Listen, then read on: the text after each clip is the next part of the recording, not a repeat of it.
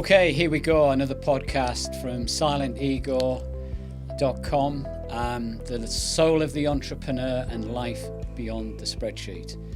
So we have a special guest today, Cristiano Percoco. He runs a business called Nutritional Life, or Nutrition Shift, I should say. So we're off to a good start. Anyway, subject matter today is just learning about Chris's life story. And he's a specialist nutritionalist. He's a subject matter expert on gut health. So I'd like to just warm us up by saying, welcome, Cristiano. Thank you. Gut health is our subject, and it takes guts. So we're in for a fascinating story about gut instinct, and an awful lot I think the majority of us don't know but still have to discover. So Cristiano, welcome. Thank you. Nutrition Shift, right? Nutrition Shift is the name of my brand. Exactly. The name of my website, nutritionshift.co.uk. Yes, I'm a nutritional therapist. I've been training at the University of Westminster, graduated in 2014 using the functional medicine model.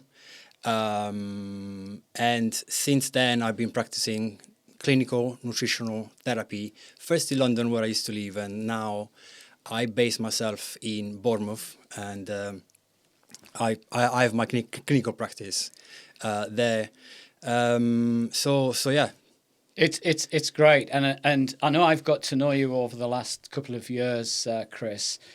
And I think it's only fair to say that I met you through your partner, Sylvia. I'm obviously a passionate health champion. Seeker, And, yes. Yeah, and I go into the store where she worked, and she, a couple of years ago, said to me, I've met this guy, happens to be you. Do you mind checking him out? And I did. And I've got to say, Chris, you're a great guy, and Thank you. You're a real specialist in your subject. And I've been fascinated about what I've learned from you over the years around health in general and business, and how it impacts, particularly gut health impacts a lot of our practice on a day-by-day basis as human beings. Yeah.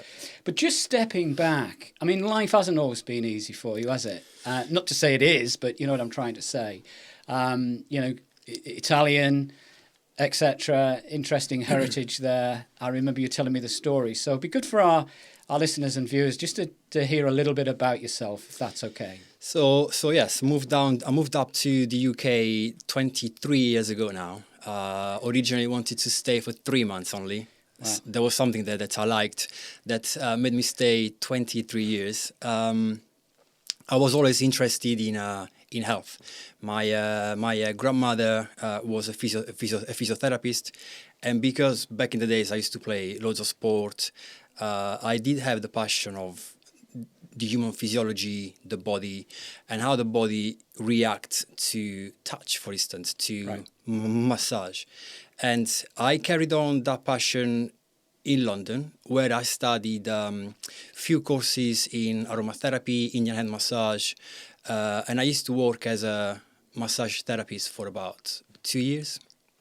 Then in 2003, my daughter was born, and I did need a little bit more money, so I went back to work in hospitality. So I was managing bars, clubs, restaurants. Because of that, that's actually a very stressful, very intense lifestyle.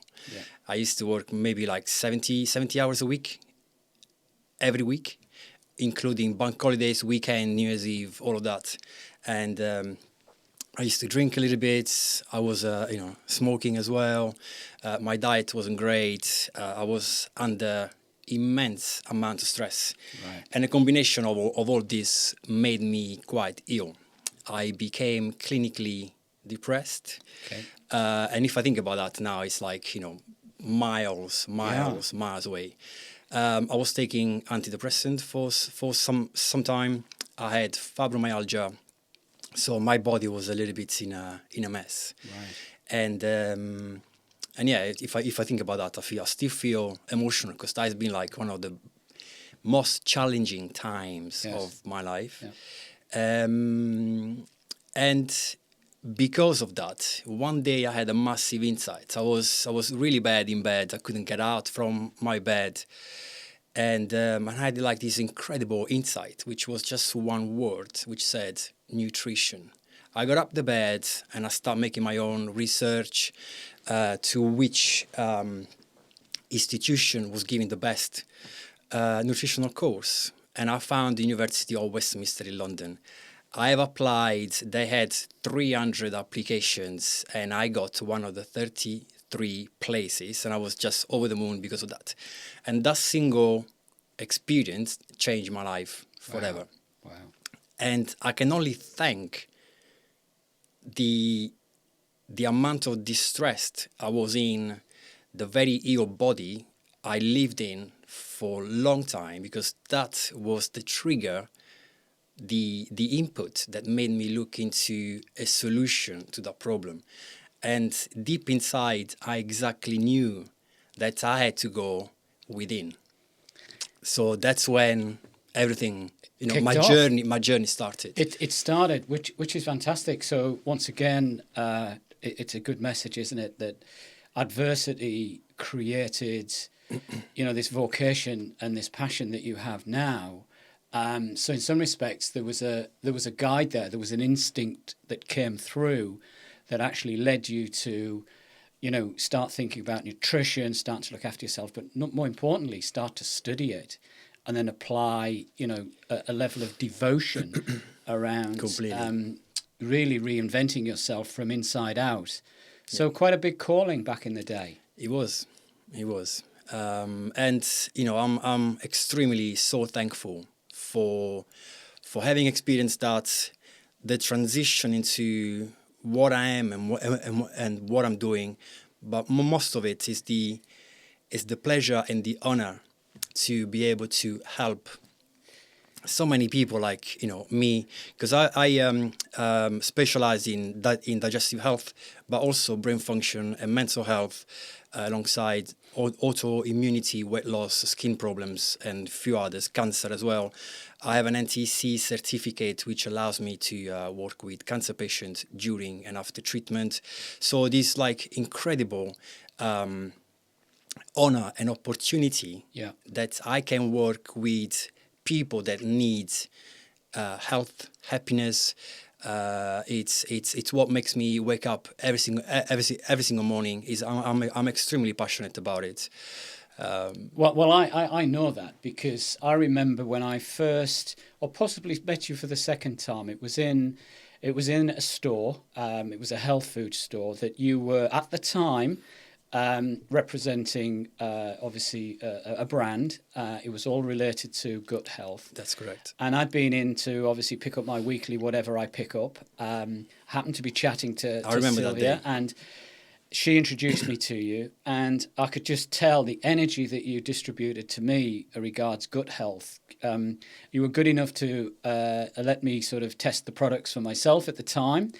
But that was it. That was transformational for me. Yeah. That impact and infectious sort of that gravity that you distribute, you drew me in to think about gut health, which stimulated me to do some sort of very high level research about, gut health and digestion, and how are the links between the gut and the brain and the heart, and how we all work.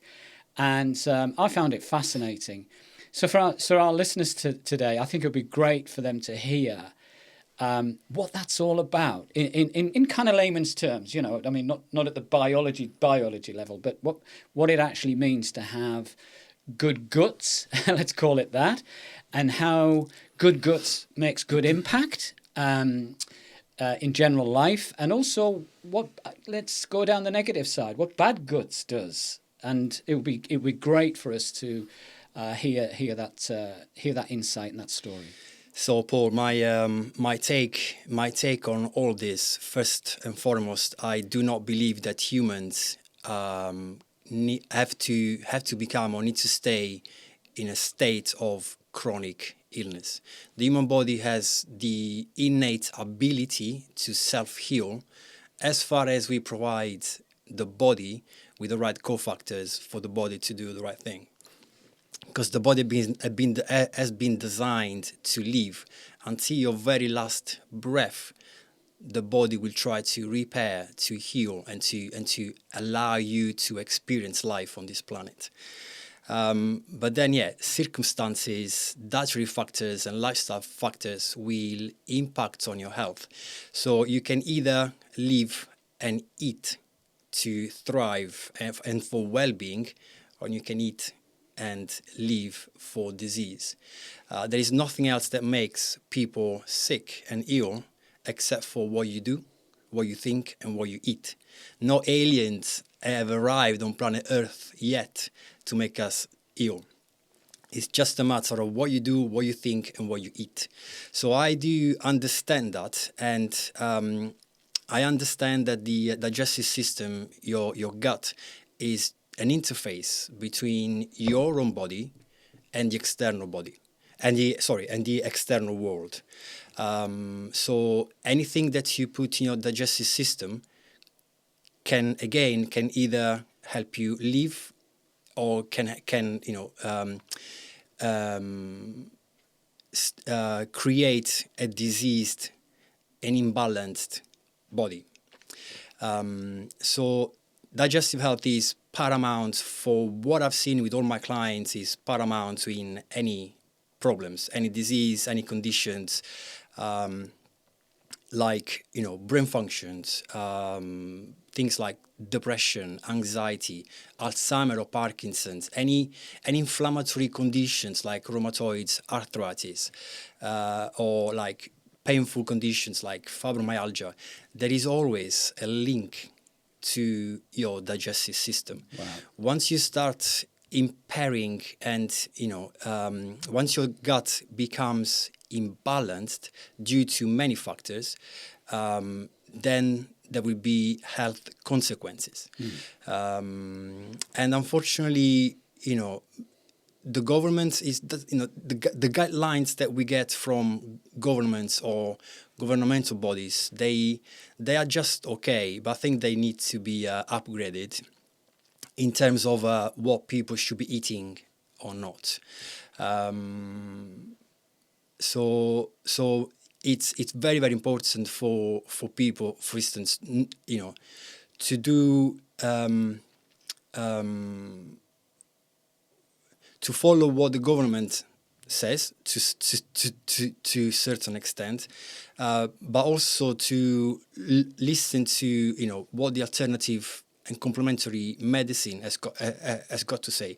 The NHS has got a great place within the health industry. They are like amazing to what they do, but I think there is a place for alternative medicine as well. So people will have to kind of get the knowledge themselves, and find a way to help.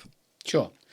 I think that, what I take from this is, I know that when I started to look at things and, improve my gut health, which I've got to say I'm the net beneficiary of it. I'm a good decision maker, I dare say. And a lot of that is down to how I do genuinely take care of my gut. So for our listeners and viewers, what tips would you give from a supplementation perspective? What things to look out for? What would you guide them to sort of consider if they wanted to, pardon the language, upgrade their gut health? Maybe they're okay right now. They haven't got any visible signs of any illness. They just want to be, these regular people that just want to improve. What would you suggest? I mean, what would be your steer for improving good gut health? Yeah, and what's the benefits of that? What are the tangible benefits? What will they feel? In over a 6 month period, what will happen? So, one of the things few things I take all my clients off before I even look into their health. I take them off a couple of food, which are dairy products, gluten, and red meat and cured meat. And the reason being, for dairy product, for instance, humans are not designed to eat milk in adult state. Milk is only needed for children, for an infant to be weaned off until they can get solid food. Your body will stop producing an enzyme that will help you to break down the sugar within milk, which is called lactase. That's why people become lactose intolerant, because after the age of 6, your body won't produce that enzyme anymore. I take people off gluten as well, because gluten comes from the word glue in Latin.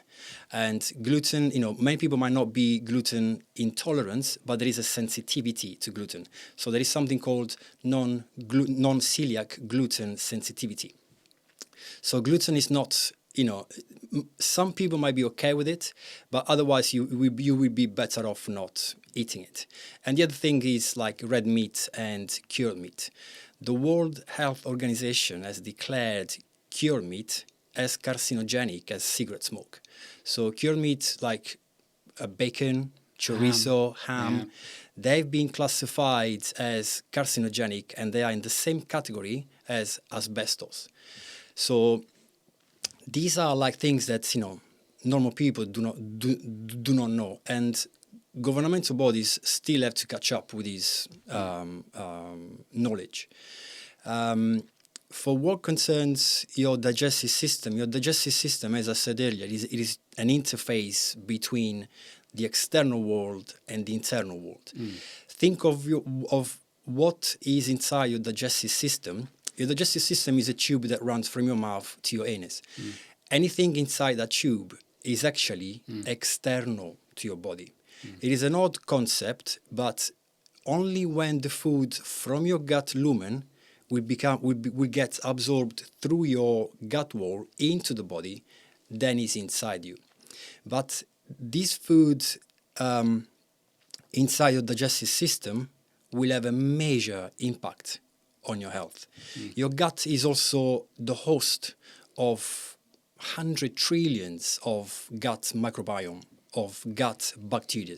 You can call them probiotics, you can call them gut microbiome, you can call them gut-friendly bacteria, and there are like between 500 to 1,000 different species of bacteria. See, this is a massive subject, so that was what I started to supplement, which was, I got a very good, strong, healthy diet, as you know, and, but to the wider world, I think there's a lot of people have what I call superficial intelligence around health, but, just learning things about, carcinogenic foods that actually really do have an impact on overall health and well-being and longevity. It's a big subject right now, isn't it, going on in the world about longevity.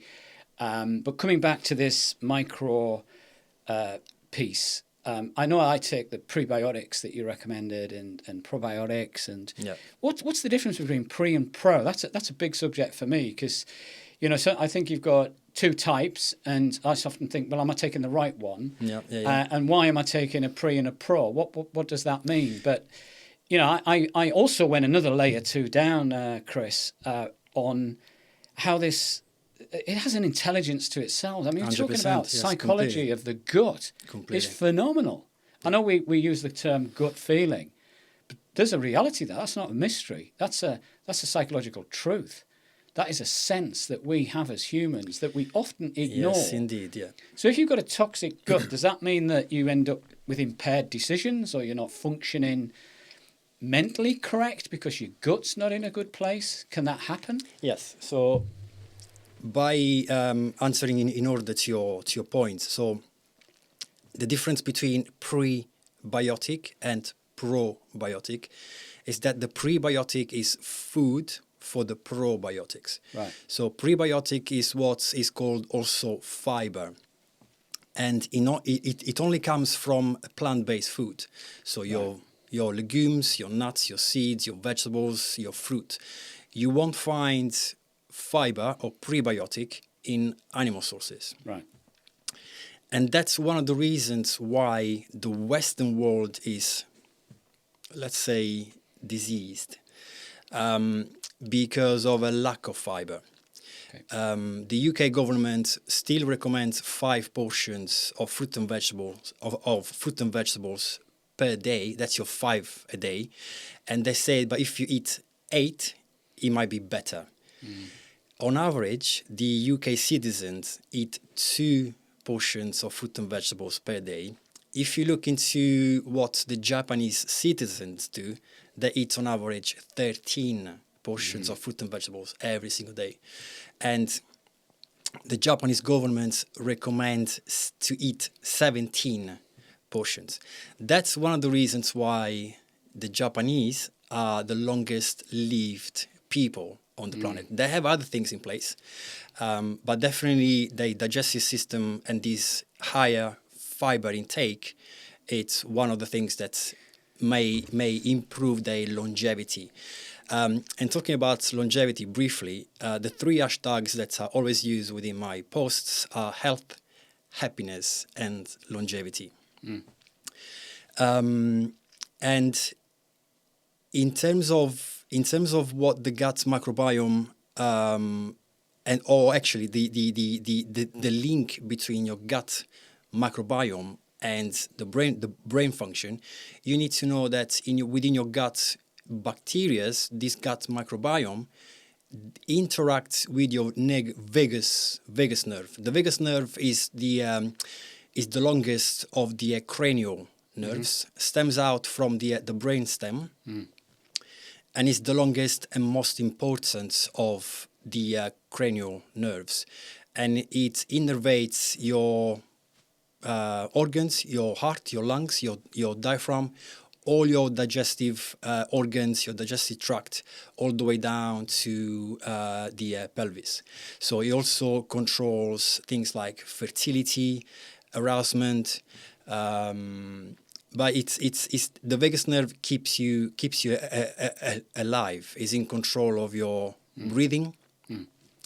Is in control of helping you digesting food, producing digestive enzymes, digestive juice, and the vagus nerve speaks to the enteric nervous system, and the enteric nervous system is the reason why the gut is called the second brain, because the enteric nervous system, it's independent from the central nervous system, although they communicate, but it does what it does and you don't even know it's working.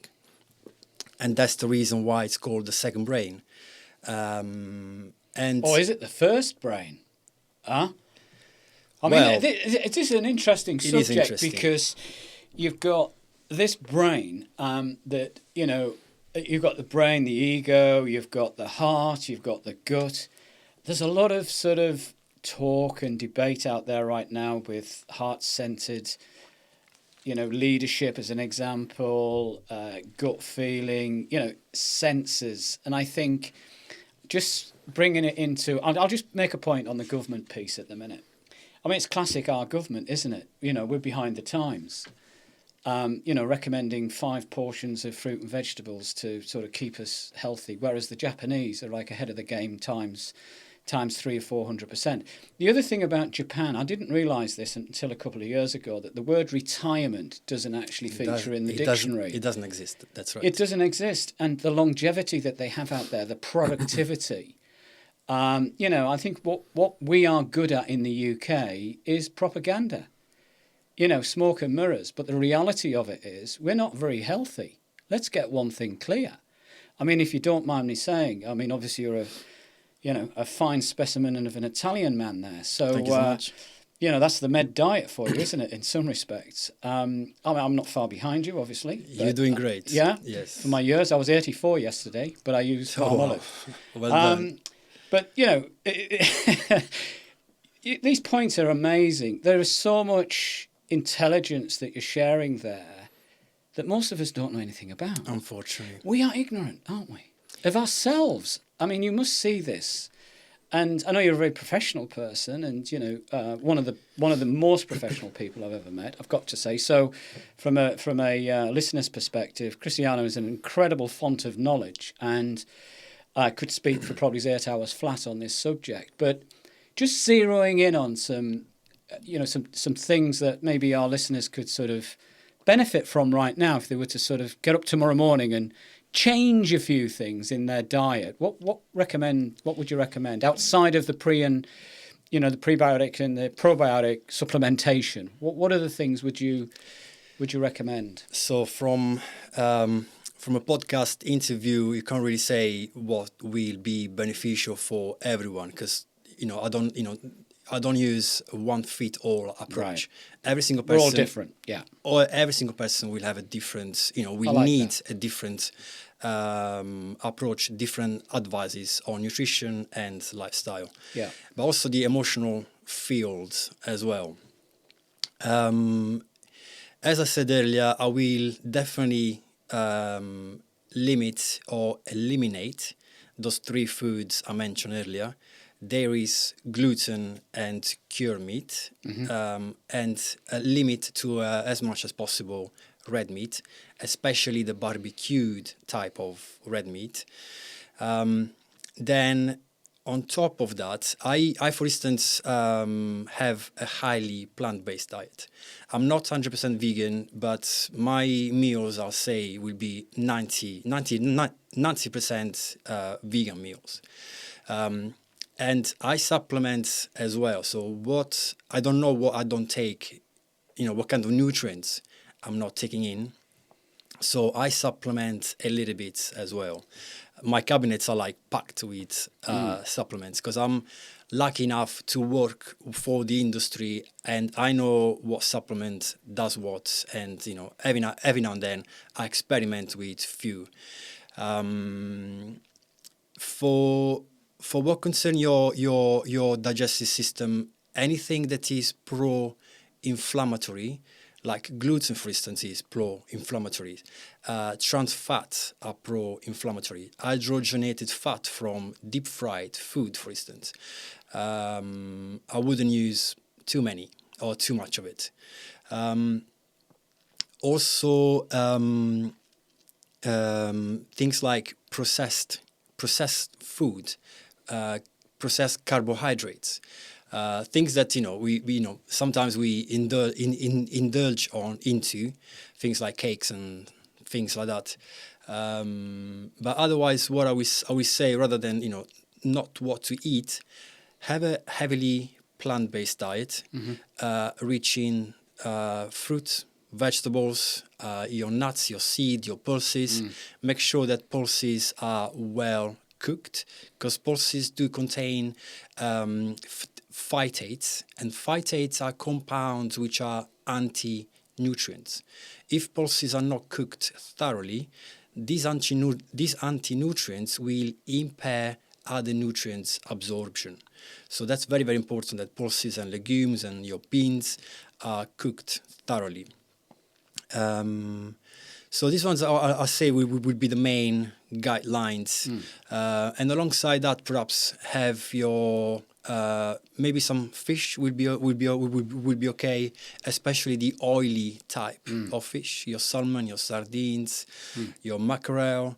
You can get your omegas from seeds and nuts. So this would be like the fruit and vegetables will be the base of the pyramid. On top of that, you might have your pulses and legumes with your nuts to get proteins from as well. And proteins, for instance, are very, very important for brain function. And then you might have your herbs and your spices. As you mentioned earlier, I come from Italy. I'm Italian, and we are big on the Mediterranean diet. The Mediterranean diet is not perfect.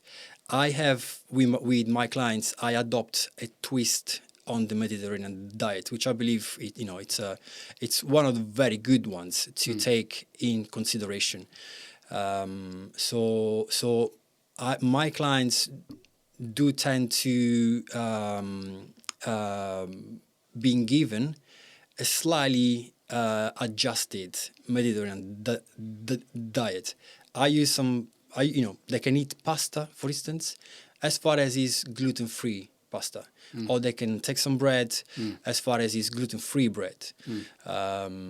So, and yeah, these ones would be like the best. Yeah. The best type of advices, I would say, for general public, but then individuals will need, a more targeted, more tailored I think what I like approach. about what you've said there, Chris, is that food, you're treating food like a ritual. Okay, so if we look at the Mediterranean side of things, they're very much into their meal times, the preparation of food. Completely. I'm not saying we're not. We definitely are, but over the last sort of 50 years or so, we've been really high-paced, very stressed, and all the rest of it. However, obviously the blessing and the curse kicked in roughly 12 months ago. We're now in a more reflective state. We're now sort of starting to look at ourselves a lot closer. So I find the subject really, really interesting about how we need to start thinking about preparing the right foods.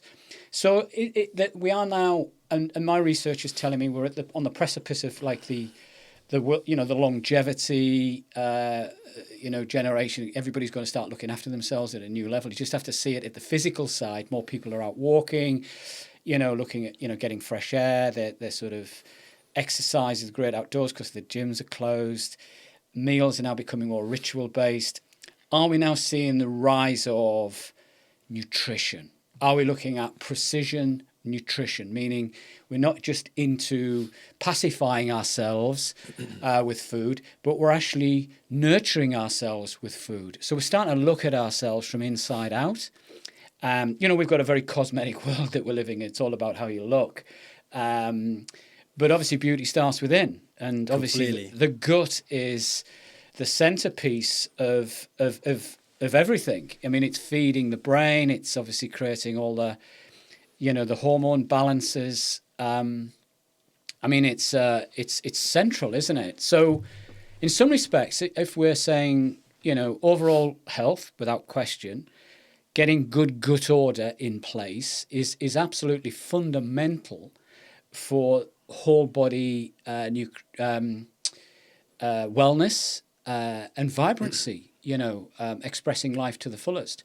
Something I picked up on, and not to push too hard on this, but equally is how the gut can impair decisions. If you're not in good shape down, in your gut, you're not a particularly good decision maker. And Surely I think so.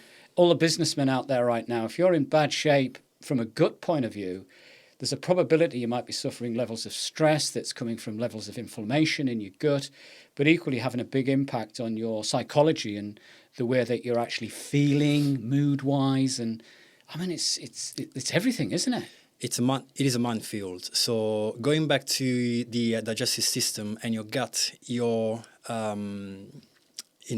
people need to know that the gut is crucial for brain function and mood function, especially. Those probiotics that we were talking about earlier, they help to produce a neurotransmitter called GABA, GABA, which is the gamma aminobutyric acid. And this neurotransmitter, it's a key neurotransmitter to switch you off from sympathetic and stressful activation into parasympathetic and to make you relax. Many people with anxiety, for instance, they might have a dysfunctional microbiome, a dysfunctional gut flora. Wow. And that impacts on the ability that your gut is able to produce this neurotransmitter called GABA. Also, you need to know that 90%, which is a massive amount of it, of serotonin is produced in the gut. Serotonin is produced by very specific cells within your gut lining wall. And serotonin is the happy neurotransmitter. And that's one of the things I believe I was lacking in back in the days when I was suffering with clinical depression, because my gut was in a mess. And I now know that my gut back in the days was in a mess. And I believe my depression was a consequence of poor gut health. And you also mentioned inflammation. Inflammation and poor gut health are detrimental for the brain. So serotonin is the happy neurotransmitter, but also serotonin is the precursor of melatonin. And melatonin is the hormone produced by your pineal gland that helps you to sleep. So people with, for instance, people that have a very high pace life, they will be very stressed. When you're stressed, one of the first few bodies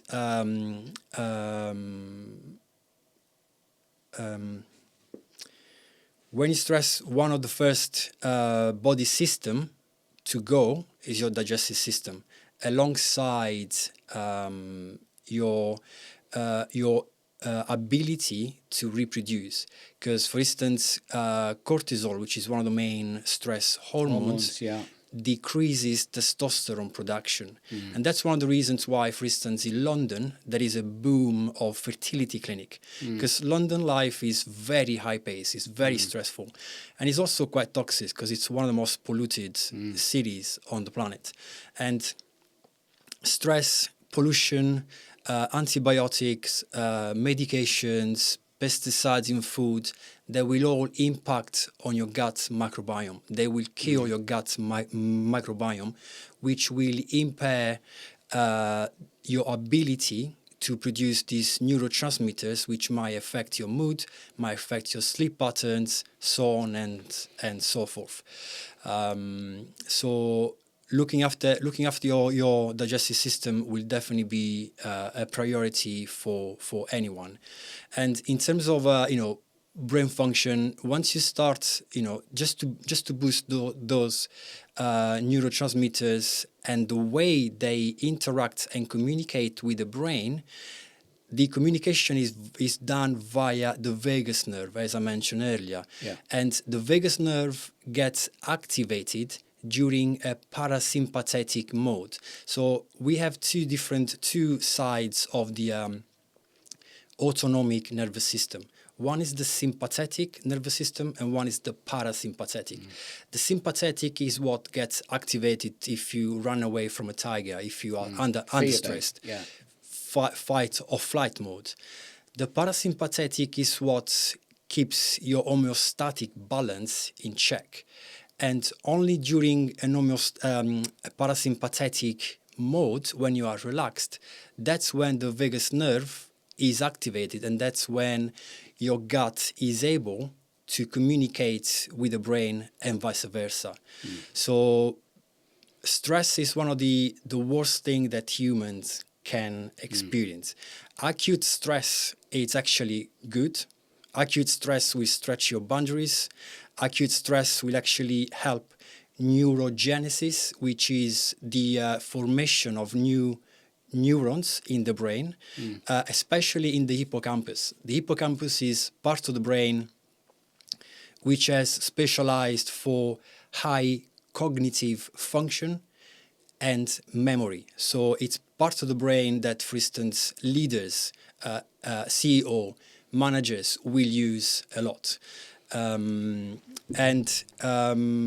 So it's extremely important to keep in check your stress mode. A little bit of acute stress is good, but you need to go back to homeostasis and parasympathetic activation to make sure that your gut, your vagus nerve, and your brain are all synchronized. Great. Chris, I'm just conscious that this subject could go on for a long time. It's fantastic to hear, and the more and more we peel into it, the deeper it gets. But I think in essence, to our listeners, viewers, it takes guts. If we look after our guts, we look after everything, don't we? We do. We stay alive, we're full of vitality, we flourish. And as business leaders or decision makers, we are sort of sharper, we're better, as you've obviously just expressed really well. So with that in mind, I mean, I know that, you set up the business, Nutrition Shift, got that right? That's right, thank you. And I mean, you're there. So what I'm really trying to say is, if anybody's looking to improve their gut health, it's Chris is a real subject matter, good, subject matter expert. So, you have a lot of purpose, you have a lot of point. You definitely are the soul of the business. I know that. I've worked with you and used you, and You really are a passionate person about this subject. So for our listeners and viewers, it takes guts. Chris, I'd like to say a great thank you for the insights, for your contribution today to the SilentEgo podcast, the soul of business, the soul of the entrepreneur, life beyond the spreadsheet. I wanted to say thank you so much. It takes guts, guys, and we've just got to get better. Thank you. Thank you so much. And I do wish that your audience will take the best out of today's interview.